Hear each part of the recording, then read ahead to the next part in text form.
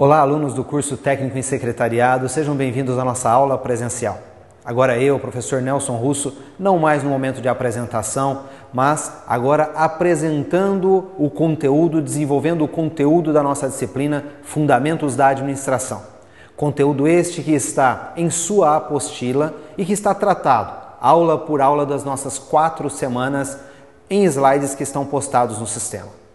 Nós temos tratado com vocês durante os fóruns que estão sendo abertos semana a semana sobre as dúvidas e sobre os debates que precisam ser feitos entre eu, o professor Charlton, o nosso web tutor, e também você, acadêmico dos polos presenciais do nosso sistema de educação tecnológica.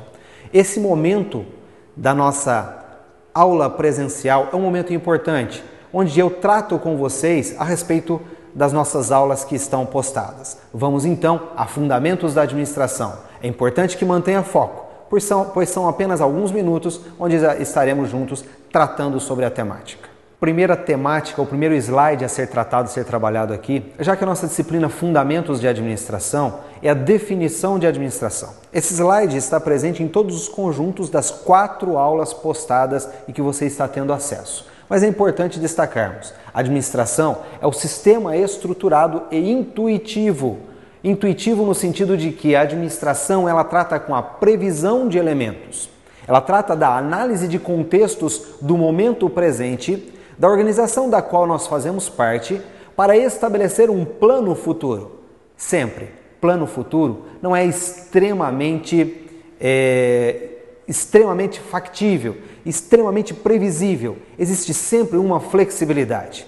Inclusive, porque os princípios do planejamento, os 2 pilares básicos, são a clareza de objetivo e a sua flexibilidade. Estamos tratando de que a administração ela é, sim, estruturada, organizada, mas também é intuitiva. Nós estamos prevendo algo que se consolidará no momento futuro. Então, que se consolida um conjunto de princípios, processos e funções. Esses princípios, processos e funções estão sendo tratados aqui, nessa disciplina, para alavancar harmonicamente, ou seja, da maneira melhor para a organização e para as pessoas envolvidas, um processo de planejamento de situações futuras. Não existe a previsibilidade de 100% das coisas que irão acontecer. Por isso o intuitivo e por isso o planejamento de situações futuras, mas que sejam desejadas. E seu posterior controle e avaliação de eficácia, eficiência e efetividade. Há que se prever, há que se buscar um cenário futuro mais eficaz. Eficaz no sentido de atingir-se as metas estabelecidas, mais eficiente, em termos de que se tenha processos mais consistentes, pautados na realidade e nos contextos daquele momento e que seja mais efetivo, no sentido de causar melhores efeitos ao capital investido. Capital investido não só na esfera privada, mas também investido enquanto recursos públicos quando você estiver atuando na área do Estado, na área do serviço público. Há então que se primar pela busca da eficácia, da eficiência e da efetividade, bem como a estruturação e a direção dos recursos das organizações para os resultados esperados, com a minimização dos conflitos interpessoais. Uma das grandes problemáticas da gestão de organizações, na qual você se insere como técnico em secretariado, é a gestão de conflitos interpessoais. Todos nós já sabemos e nós já ouvimos falar isso muito. É muito difícil lidar com pessoas e a administração. E você, técnico em secretariado, vai trabalhar sempre com organizações e seus objetivos, com pessoas e suas expectativas. E então aí nós temos uma área de conflito que precisa ser tratada, não só como técnico em secretariado, mas também como uma pessoa, como um colaborador que está fazendo parte daquele contexto organizacional. O nosso próximo slide, nós vamos aí puxando as teorias administrativas, ou seja, de onde vêm os princípios, quais foram os primórdios para que nós possamos ter hoje as organizações estruturadas, com hierarquias, com departamentos, com fluxos. De onde veio todos esses estudos? Porque hoje existe a área específica do trabalho do técnico em secretariado. Porque um dia diversas teorias foram se consolidando e buscando através destas a segmentação do trabalho, a divisão do trabalho.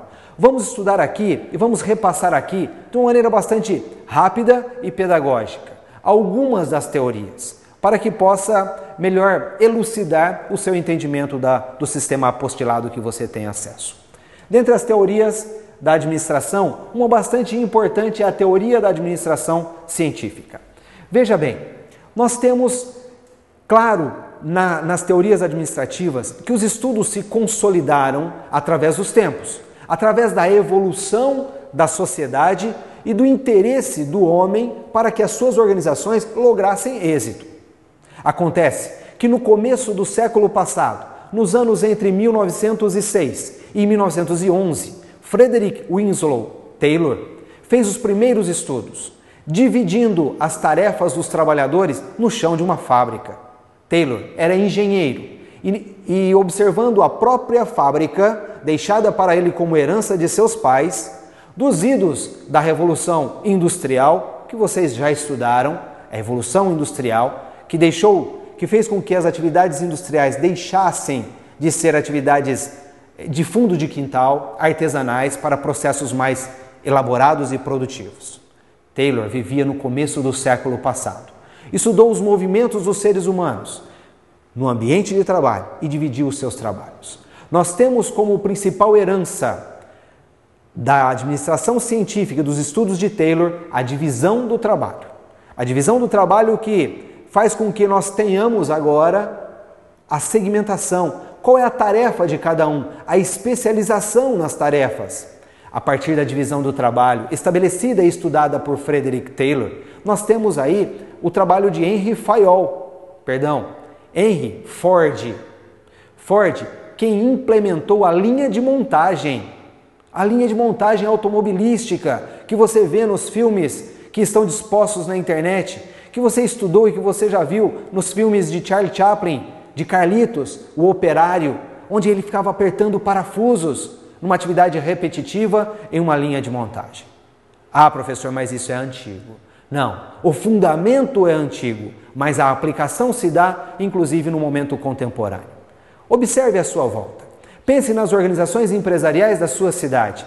Quantas delas existe a divisão do trabalho? É um funcionário, é um colaborador que trabalha no balcão e que faz vendas. É um funcionário, é um colaborador que trabalha no caixa e que faz as operações relativas ao caixa. É um trabalhador que trabalha na secretaria. Nós temos aí divisão clara do trabalho. Nós temos aí fluxo de trabalho. Nós temos aí a linha de montagem de Ford. Inicia-se nas vendas, das vendas o cliente vai para o caixa, do caixa emite-se uma nota que vai para a secretaria para remeter para a contabilidade. Isso é linha de montagem, isso é processo administrativo. Então nós temos aí na primeira escola, a Escola da Administração Científica, grandes informações para a nossa formação como técnico em secretariado. No nosso próximo slide, nós temos aqui então a participação de Henry Fayol. Henry Fayol viveu na França, Taylor nos Estados Unidos. Fayol não era engenheiro. Fayol observava as organizações atentando para a necessidade de valorizar as suas estruturas. Existia um chefe, e como existe hoje, sempre nós temos estruturas hierárquicas a serem obedecidas e cumpridas. Professor, o senhor está dizendo que as organizações empresariais, que as organizações públicas são sistemas antigos onde chefes mandam e os operários obedecem? Não, estou dizendo que desde Henry Fayol, 1916, na França, observamos a necessidade de nós termos planejamentos distintos. Se eu sou operário e quando eu falo com você aqui agora, eu não sou dirigente do Instituto Federal do Tocantins. Eu sou operário, eu sou professor. Eu estou aqui de acordo com as diretrizes estabelecidas pelo Instituto. Desta forma, eu tenho que fazer o planejamento de todo o Instituto? Claro que não. Eu faço o planejamento aqui da minha aula, das nossas aulas, das minhas aulas juntamente com o professor Charlton, juntamente com os técnicos aqui da ilha de edição. Nós estamos, então, operacionalizando algo que foi institucionalmente estabelecido. Henry Fayol fez esta contribuição. Observamos então, na teoria clássica de Henry Fayol, nós observamos as suas principais contribuições, ou seja, a estrutura do fluxograma,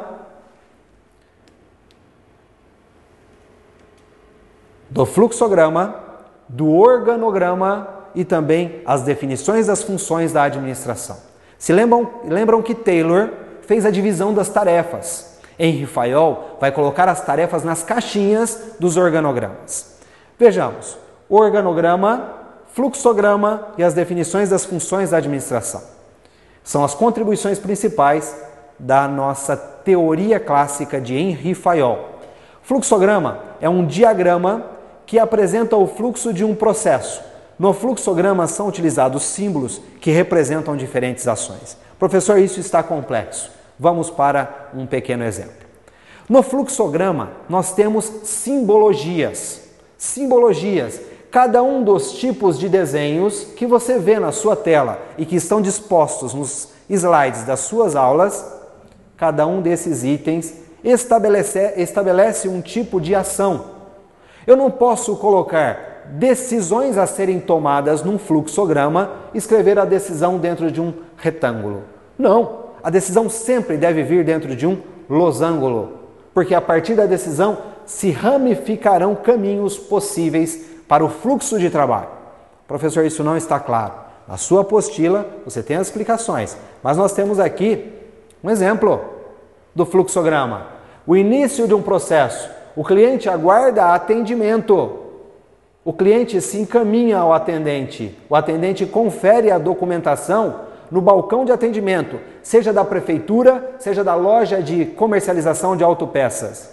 Aí então há que se ter uma decisão. Losango. Sempre que tiver decisão, porque daqui emanam dois caminhos. Documentação ok? Sim. Se sim, a escritura é avaliada. Aí então o pagamento vai ser efetuado. Se não, o cliente é encaminhado ao órgão competente para realizar a organização documental. E por aí vai, entre definições documentais e decisões. Notem diferença, definições e decisões a serem tomadas. Assim nós temos uma dezena de símbolos utilizados no fluxograma de acordo com a teoria clássica de Henry Fayol e que sempre se consolida e se finaliza. Na sua apostila e nos seus slides das web aulas, você tem aí orientações bem mais detalhadas. Mas este é um diagrama de todos os processos da sua organização. Observe na sua cidade as organizações que existem e os diversos fluxogramas que podem ser estruturados, que podem ser estabelecidos naquela organização. Seja ela empresarial, pública ou ainda uma associação, uma instituição do terceiro setor. Notem aqui no slide, então, que existe a finalização, o início do atendimento, todo o processo de atendimento, sim, não, o documento não ok. Todo um processo o cliente retorna, ele organizou a documentação, retornou para o atendimento. Agora está ok? Ok, segue para esse caminho. É um labirinto. É um labirinto que apresenta de uma maneira equacionada, de uma maneira documental e clara, qual o processo daquela organização. Nós temos então no próximo slide aqui já a apresentação do organograma. São duas principais contribuições da teoria clássica, o fluxograma e o organograma. O organograma é um gráfico, não é um diagrama, é um gráfico onde é representada a estrutura da organização. Você trabalha? Se você trabalha, imagine-se, pense no seu ambiente de trabalho e nas pessoas a quem você deve obediência organizacional. Pense que abaixo de você existem pessoas que te obedecem organizacionalmente, aguardam as suas orientações e as suas definições. Isso pode ser colocado em um gráfico chamado organograma. Em todas as organizações, em todas as empresas onde eu trabalhei, o organograma existe. Existia, existe e continuará existindo. Mas, professor, eu trabalho numa papelaria onde nunca foi me falado sobre o organograma. Eu trabalho na prefeitura e isso nunca foi apresentado para mim.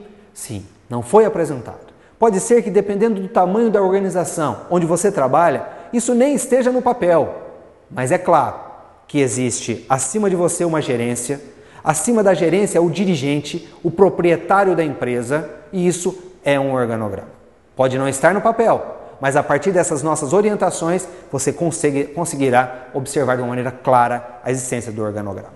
Notem neste exemplo, o conselho ou coordenação de planejamento, uma diretoria geral. Abaixo da diretoria geral, as coordenações, diversas coordenações.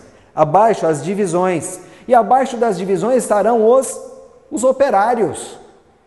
Gente, operário é uma maneira clara de se referir a quem operacionaliza a finalização do processo em uma dada empresa. Eu sou professor, eu sou operário. O balconista de uma loja de tecidos, ele é balconista e vendedor. Ele também é operário, porque ele está no nível organizacional de execução. Isso não minimiza ninguém, muito pelo contrário, nos coloca num local bem claro e bem definido do organograma. Este é o organograma, então, que torna bastante clara a nossa participação na organização. Entendidos e deixado claro a nossa relação com a teoria clássica de Henri Fayol, vamos então entender agora a teoria das relações humanas.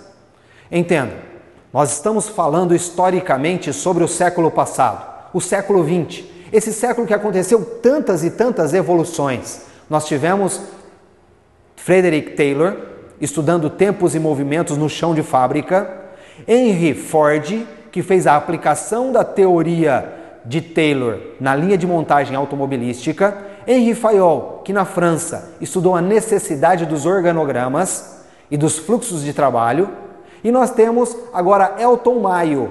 Elton Mayo, na Inglaterra, vai estudar a necessidade de valorização do comportamento humano. Nós não estamos falando de máquinas.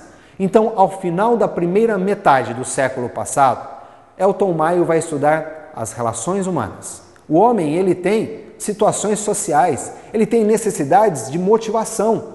Como fazer com que o homem produza mais no ambiente fabril? Como fazer com que o ser humano proletário, que vende a sua mão de obra para o trabalho, como fazer com que ele produza mais? Elton Mayo vai falar sobre a necessidade de motivação. Elton Mayo vai fazer, dentre outros, alguns estudos sobre a luminosidade no ambiente de trabalho. Ele vai fazer primeiro com frangos. Ele vai fazer experiências e vai observar cientificamente que, havendo luminosidade 24 horas por dia em uma granja, os frangos irão comer a noite toda o arraçoamento e irão produzir mais ovos. Estudos de Elton Mayo. Se não faltar luz, as galinhas botam mais na granja. Porém, Elton Mayo vai observar que haverá uma debilidade dos frangos na granja e a sua morte será adiantada. Elton Mayo, então, vai nos estudos e observa aspectos negativos do excesso de pressão sobre a produção humana na fábrica, e ele vai retornar estudando que existem limites sobre o trabalho. Então ele vai observar o quê? As relações humanas no ambiente de trabalho. Vamos a ela. Então isso vai acontecer na década de 1930. A ênfase é na pessoa e os pressupostos de Elton Mayo. Incentivo econômico não é a única forma de motivação. O trabalhador não se comporta como um ser isolado. Eu não sou um operário que vou apenas apertar parafusos. Não tem como ser isso. Eu estou apertando o parafuso, mas eu estou do meu lado trabalhando com outro operário.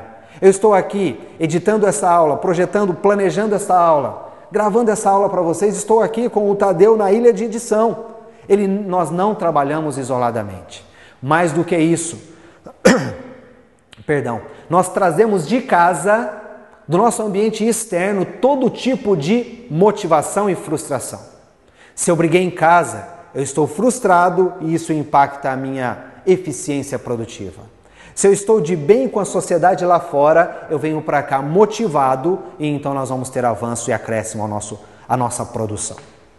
E a especialização funcional não cria necessariamente a organização eficiente. Para além da estrutura organizacional, existem pessoas. A teoria burocrática e estruturalista, Max Weber vai falar no final do século XIX, ele é um sociólogo da época da Revolução Industrial. Ele vai falar sobre a importância da burocracia. E nós vamos reeditar na administração, repensar burocracia no século XX, em meados do século XX. Burocracia, pelo que você entende aí, de maneira geral você ouve, nós ouvimos e eu também, e eu entendia dessa forma até que eu estudasse. Burocracia é um sistema equivocado de excesso de procedimentos, carimbos e papelórios, papéis e processos e carimbos que não levam a nada. Essa era a visão que eu tinha de burocracia. Antes de estudar Max Weber. Max Weber vai dizer que a burocracia existe para fundamentar e dar garantias ao nosso fazer operacional, ao nosso fazer profissional. Você, técnico em secretariado, vai trabalhar com muitos processos administrativos e todos eles estruturados e embasados na teoria da burocracia. É um documento em 3 vias, uma o cliente vai levar, a outra você vai encaminhar para a diretoria e a terceira vai ficar arquivada na sua pasta de documentos recebidos. É uma nota fiscal em 4 vias, uma que o cliente leva, uma que vai para o fisco, outra que fica presa no talonário e uma que vai para a contabilidade. Professor, isso é burocracia. Burocracia que respalda o nosso fazer profissional. Técnico em secretariado, defenda a burocracia correta. Quando eu falo burocracia correta, é eliminar fluxos que não têm sentido. É tornar o fluxo enxuto, mas não criticar a burocracia, mas compreendê-la como um processo de segurança profissional. A nossa próxima teoria, e nós precisamos deixar aqui estabelecida, é a teoria dos sistemas. Teoria dos sistemas é algo muito contemporâneo. Nós vivemos relações sociais entre a organização onde nós trabalhamos com as diversas organizações. As organizações possuem entradas, possuem saídas, faz um processamento interno e ela é a todo momento impactada pelo que acontece lá fora. Vejamos o que a teoria dos sistemas nos diz. Esse é um sistema organizacional. Nós temos na empresa onde você trabalha, aqui no instituto, aí no instituto onde você está estudando, na empresa que você pode observar na sua cidade, na prefeitura, na escola pública e estadual, na escola particular, na padaria, nós vamos ter entradas de insumos. Entradas de insumos. Na padaria entra a farinha de trigo, na padaria entra fermento, na padaria tem o padeiro, na padaria tem o caixa, na prefeitura tem o atendente, na prefeitura tem o recurso, na prefeitura tem o prefeito, tem a mulher que faz, o senhor que faz o cafezinho. Na empresa tem o lojista, na empresa tem a mercadoria, na empresa tem o funcionário que vem de casa para trabalhar. São entradas de insumos. Nessas organizações nós vamos ter o processamento bem aqui dentro. Esse processamento na padaria é a produção do pão, é a venda do pão. Na prefeitura é o serviço prestado lá na rua, tapando os buracos, organizando a escola. É o serviço prestado. Na iniciativa privada, nós vamos ter esse processamento. É aquilo que se espera internamente da organização. E tudo isso vai ficar onde? A padaria produz pães para ficar dentro da padaria? Não, é para sair para o ambiente externo. É para prover as famílias com o pão. A prefeitura faz serviços para ela mesma? Não, é para a sociedade. Então nós temos a saída de tudo isso. Agora, quando isso sai, o tampamento dos buracos nas ruas, a pavimentação, o atendimento de saúde, o pãozinho que é vendido, nós temos uma retroação, que é também chamado de feedback. Ou seja, é a nossa informação que retorna para dentro da organização. Será que o pãozinho está saindo muito salgado? Será que o pãozinho está saindo muito doce? Será que a prefeitura está fazendo um bom atendimento? O prefeito, os gestores municipais, o secretário precisa ter essas informações. E essas informações, tanto na padaria quanto na prefeitura ou na escola pública estadual, elas vêm através do feedback. Esse feedback vai fazer com que o processo seja revisto. Se há um posicionamento, há uma informação de que o produto está sendo bem aceito, está suprindo as necessidades da comunidade, então continua-se o mesmo modelo. E se não está bom, então é a oportunidade de se reorganizar. E tudo isso é impactado pelo meio ambiente. Impactado pelo meio ambiente. O preço da farinha de trigo, o valor do salário mínimo, a condição da família, o que o eleitor está cobrando do prefeito eleito, tudo isso impacta as decisões para que a organização produza. Esta é a teoria do sistema organizacional. Essa teoria você precisa gravar, porque em qualquer ambiente organizacional onde você for atuar, como técnico em secretariado, você vai se deparar e vai estar incluída ou incluído nesse sistema. Vejamos, nós temos aí a departamentalização como um produto das teorias organizacionais. A departamentalização é um agrupamento de atividades em unidades, seguindo critérios para que facilite-se a ação e o processo produtivo da organização. A departamentalização ela pode ocorrer de maneira funcional, territorial, por clientes, por produtos, por processos ou por projetos. Tudo isso está explicado na sua apostila. Eu vou abrir aqui apenas um modelo. Esta é uma departamentalização. Observe, não é estranho para você que trabalha numa pequena empresa. Não é estranho para você que trabalha na prefeitura ou no órgão público estadual. Nós temos sempre um nível superior, níveis de gerência, e aqui abaixo nós vamos ter os níveis operacionais, nós vamos ter os operários trabalhando. Esta é uma departamentalização. Teoria comportamental vai estabelecer, a partir dos estudos de Alton Maio, que eu já tratei com os senhores sobre relações humanas, os estudos dessa teoria focaram aspectos sobre a necessidade humana. O homem tem necessidades do corpo, o homem tem necessidades de segurança, o homem tem necessidades sociais, necessidades de status e de autorrealização. Estou dizendo que um funcionário, quando começa a trabalhar numa dada organização, as suas necessidades são biológicas, ele procura mesmo a remuneração. Depois que ele se estabelece, ele procura então segurança, que as suas relações sociais se fortaleçam dentro do ambiente de trabalho. A partir daí ele começa a se preocupar com o plano de saúde, como está a família na relação com essa empresa, se existe um grupo social na empresa, se existe um clube para você ter acesso. Primeiramente, nós temos as nossas necessidades biológicas. Tudo isso está explicadinho na sua apostila e esta é a hierarquia das necessidades de Maslow, que trata sobre os 5 níveis principais das necessidades humanas. Na sequência, nós precisamos compreender os grupos sociais. Você tem seu grupo social, eu tenho meu grupo social primário.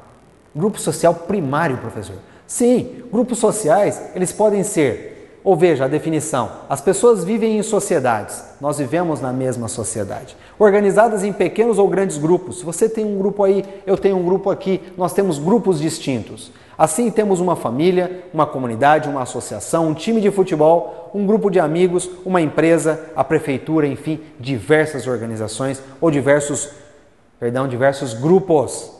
Mas qual a diferença entre esses grupos? Entre o time de futebol que eu vou jogar de sábado à tarde e brincar de bola lá e a prefeitura onde nós trabalhamos? Qual a diferença entre esses grupos? Os grupos sociais, eles são primeiramente grupos primários. Nós temos uma roda de amigos. Eu jogar futebol no sábado e eu deixar de ir no determinado sábado não vai fazer com que eu seja punido, porque eu não assinei nenhum contrato, é uma brincadeira de sábado à tarde, é um grupo social primário. Eu participar de um movimento social e levar uma bandeira lá, pedindo paz no trânsito, eu posso ir ou não ir? Eu não serei punido porque eu não fui. É um grupo social primário. Não existe estruturação. Você aí na sala de aula, você tem o seu grupo social, você tem aqueles com que você se relaciona mais. É natural. Agora, quando nós transformamos esses grupos sociais em organizações, quando nós criamos um estatuto, quando nós formalizamos em cartório um dado movimento social, transformando em associação, aí então nós temos grupos sociais secundários. É a organização formal que consta na sua apostila e nós vamos chamar aqui de organização. Então, os grupos sociais secundários são organizações formais, são chamadas aqui de organizações. Segundo o Chiavenato, as organizações são um conjunto de pessoas que trabalham com regras. Qualquer lugar onde você for trabalhar como técnico em secretariado, eu digo em qualquer lugar, qualquer ambiente, serviço público ou privado, você vai estar condicionado a um contrato de trabalho. Você vai estar subordinado a um estatuto de trabalho, a um regimento. E esse regimento te prevê seus direitos e seus deveres, suas obrigações. Então é claro que a organização é formal, é claro que existem regras, é claro que se eu faltar no trabalho, eu serei punido. Porque existe ali algo documental, algo burocrático, que eu assinei dizendo aceito. E a partir daí aumentaram as minhas responsabilidades e os meus compromissos. Então, compreende um grupo de pessoas que trabalham com regras, hierarquias e autoridade, responsabilidades para alcançarem o objetivo comum da organização. Essa é a organização formal. Ela caracteriza-se pela divisão do trabalho, pela especialização. Lembrem do que eu falei. É um funcionário que está no balcão vendendo, outro que está no caixa, alguém que está na secretaria.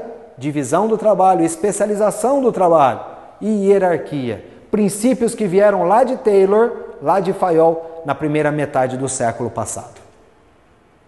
Aí então nós vamos ter outro aspecto importante que se encontra nos seus slides.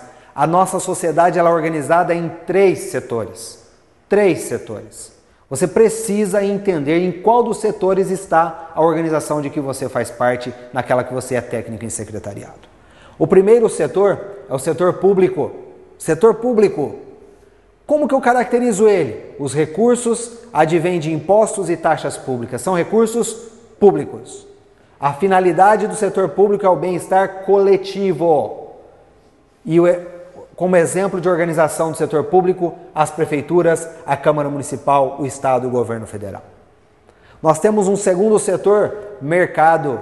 É a padaria, é a loja de tecidos, é a oficina mecânica. O investimento é privado, particular. As pessoas tiraram dinheiro próprio para abrir um negócio.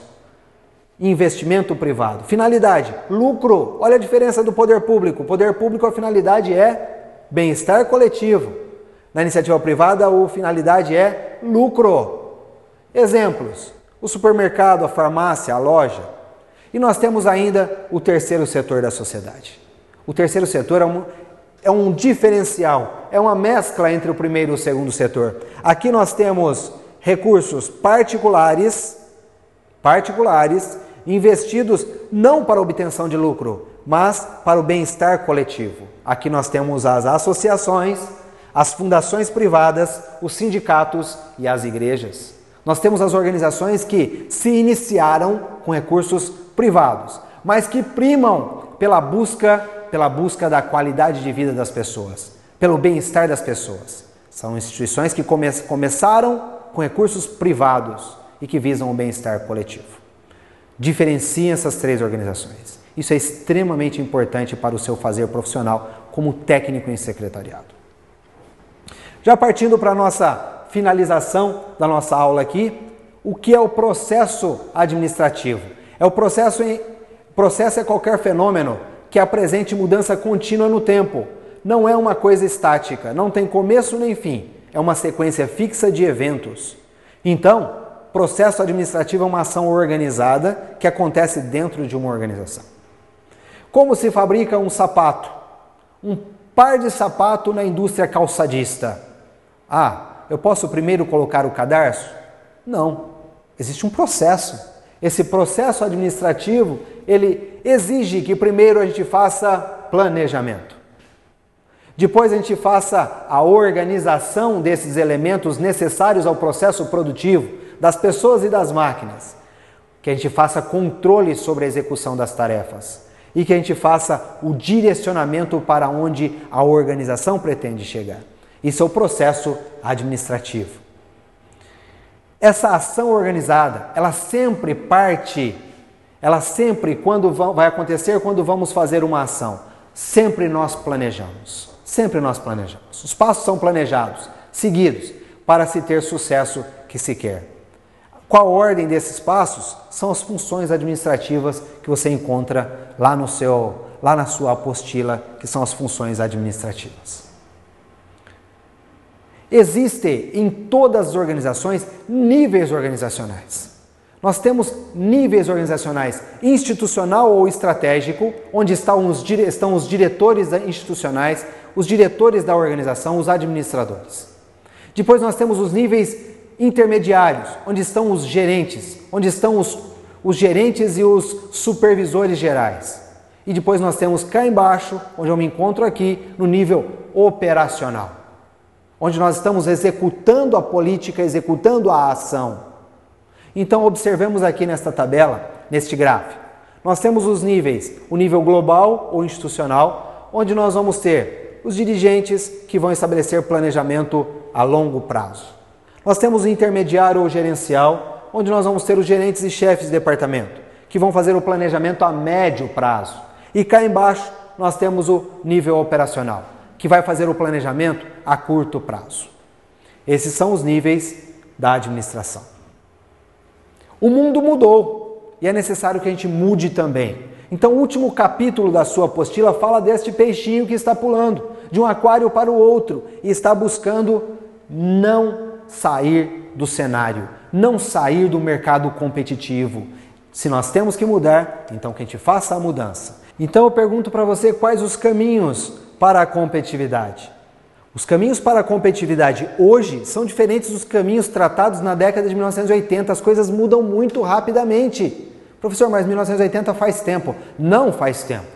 Em termos de evolução histórica, em termos de evolução de como o mercado se comporta, a década de 1980 foi bem aqui, ela está bem presente no nossa história. Então, quais os caminhos? Então, nós temos que observar que apenas preços baixos e qualidade de produtos, não. Isso era muito cobrado na década de 1980. Hoje é feijão com arroz. A empresa que não tem preços justos e não tem qualidade nos produtos, ela não se mantém no mercado. Então isso aqui não é nem passivo de discussão. Nós temos que buscar novas tendências da administração. O que a administração exige do técnico em secretariado? O que exige do administrador? Que ele perceba o quê? A necessidade de estabelecer princípios éticos.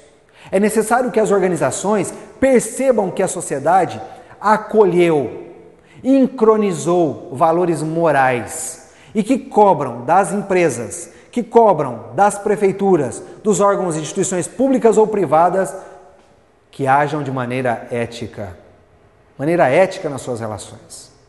Que tenham responsabilidade social. O que está sendo feito na organização com o lixo que é produzido? O que está sendo feito na organização, na sua relação com a sociedade, com os trabalhadores idosos, com a trabalhadora gestante, com as crianças, com os jovens que tentam acesso ao primeiro emprego? O que está sendo feito com o meio ambiente e com as pessoas? Prima-se para que haja uma qualidade de excelência na moderna administração, que se tenha ética e responsabilidade social. Que se tenha administração por objetivos. É necessário ter mais claro os focos da organização. Qual o objetivo que se tem na organização? É vender muito? É satisfazer plenamente o cliente? É dar atenção ao eleitor que elegeu um governador, que elegeu um prefeito municipal, uma câmara de vereadores? É dar atenção a isso?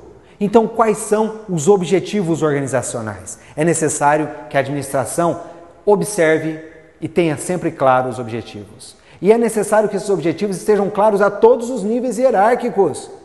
Ah, mas a senhora que faz a limpeza, o senhor que faz a limpeza do prédio também precisa estar ciente dos objetivos organizacionais? Claro que sim. Claro que sim, eles são indispensáveis. Reengenharia. A todo momento nós temos que repensar processos. Velhos e antigos procedimentos podem estar defasados. É necessário que a gente faça uma observância do que pode ser melhorado nos processos e nos produtos. E talvez isso traga economia e traga também mais qualidade. Foco no cliente. Ao mesmo tempo que temos que ter foco nos objetivos organizacionais, é o cliente quem manda. Aqui nós temos a valorização da máxima: o cliente tem sempre razão. Não se esqueçam disso. O cliente tem sempre razão. E se ele não tem razão, nós temos que repensar todo o processo para ver onde nós não estamos atendendo às necessidades do cliente. Porque se ele está desgostoso, a razão não é nossa, a razão é dele. Nós temos que ver onde erramos. Tanto faz em qual dos setores da sociedade você trabalha. E por fim, benchmarking. Benchmarking. Benchmarking significa estar atento ao que a outra organização está fazendo. A sua empresa é uma empresa onde você trabalha em um supermercado, fique não só atento ao que acontece dentro da empresa onde você trabalha. Visite os outros supermercados, veja o que está acontecendo, esteja de olho na concorrência. Porque da concorrência e da observância do que ela está fazendo, surgirão novas e novas ideias. Ainda um princípio final que eu coloquei nas aulas que estão postadas aí para vocês no sistema do IFT, do Instituto Técnico Federal do ITF. Downsizing. Downsizing é uma palavra importada, que significa o quê? Achatamento. Nós estamos no momento em que o cliente, que o consumidor busca preços justos. Não é justo e não tem como, para mantermos-nos competitivos, que a gente mantenha estruturas muito inchadas. É necessário trabalhar com o mínimo, em termos de materiais e recursos humanos. Lembre-se, downsizing, trabalhar com uma estrutura enxuta na organização. Nós falamos aqui hoje sobre diversos elementos que compõem os conteúdos que precisam ser apreendidos por você, técnico em secretariado. Você tem à sua disposição a apostila para estudar sempre, está disposta no site da sua disciplina, da nossa disciplina. Você tem à sua disposição as nossas aulas, que estão dispostas em slides, para que você possa repaginar e, de uma maneira bastante resumida, observar os conteúdos. Você tem esta aula presencial para elucidar elementos que tenham ficado em dúvida. Mas você tem principalmente o fórum. Fórum que eu volto a destacar, está havendo uma baixíssima procura. Você precisa participar mais do fórum, interagir. Eu e o professor Charlton, nós estamos à disposição para tirar dúvidas. Essa gravação está sendo feita no final da segunda semana de aula. Apenas 3 ou 4 pessoas participando do fórum. Não é possível. Tem que haver participação. Não desperdice o momento onde você pode tirar as suas dúvidas. Eu agradeço a sua atenção e fico à disposição no fórum. Um abraço, professor Nelson Russo.